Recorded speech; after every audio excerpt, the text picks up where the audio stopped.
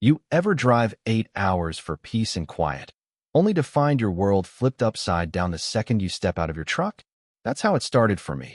Anyway, just a guy hoping for a quiet weekend at the lake after a brutal year patching up my late brother's old cabin.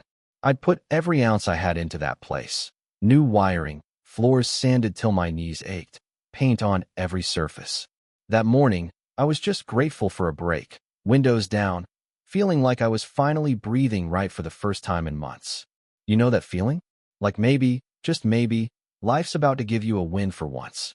But the moment I stepped onto the porch, it was like hitting a wall. The stench of stale beer, cheap perfume, cold pizza, and something else, anger, maybe, hit me hard. I'm not proud, but my hand shook on the doorknob. I'd spent a year making this place whole again for Tom. Instead, I walk into chaos. Beer cans everywhere, paper plates with dried ketchup, a wine stain blooming across the butcher block.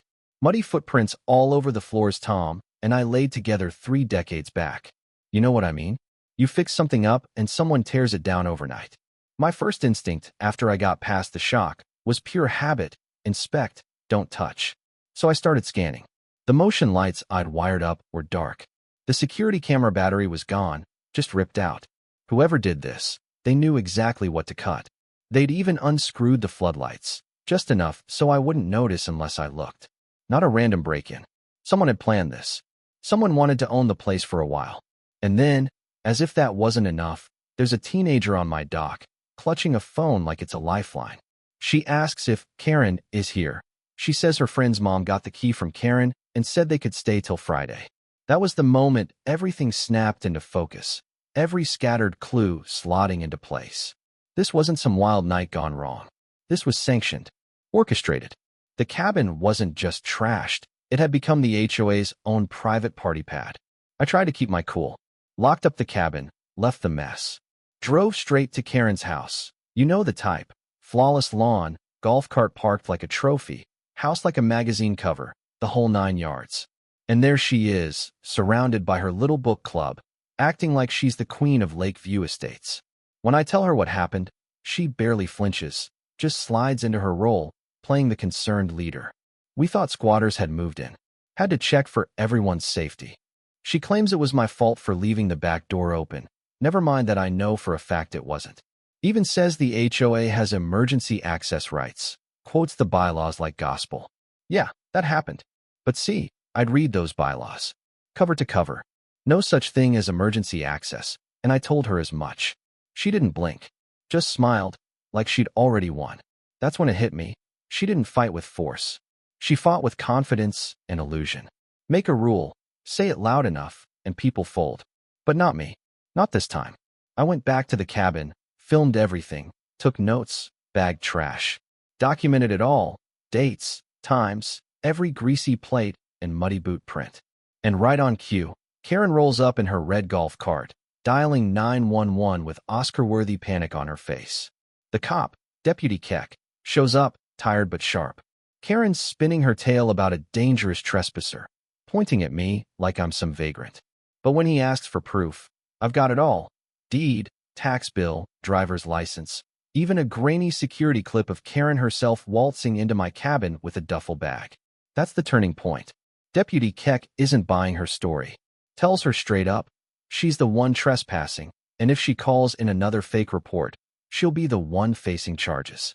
Karen stands there, shocked into silence, and I can't lie. It felt good. But I knew it wasn't over.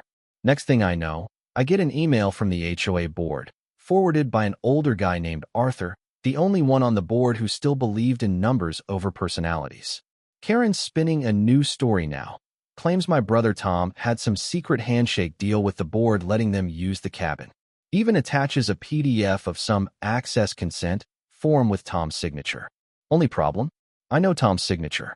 I've seen it 1,000 times, and that thing was a joke. A bad forgery that anyone who'd ever watched Tom sign a check could see through. I called up Harp, a friend who knows bylaws like the back of his hand. Sent him everything. He called back fast. No access clause, no tradition, no right for her to enter. Tom had even opted out of the old spare key program years ago. Had it in writing, clear as day. Karen's story was paper thin, and I had the proof. But what hit me hardest was seeing Tom's name faked, my brother's legacy dirted just so Karen could cover her tracks. So I did what inspectors do. I built my case. Walked Arthur through every document. Showed him the real signature and the fake, side by side. Arthur just shook his head, disappointment written all over him. But he warned me.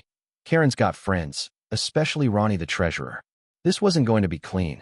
Sure enough, Karen tried to beat me to the punch, blasting the whole community with emails painting me as some outsider looking to ruin their peaceful lives. She called an emergency board meeting, tried to keep me out, but Arthur slipped me the invite.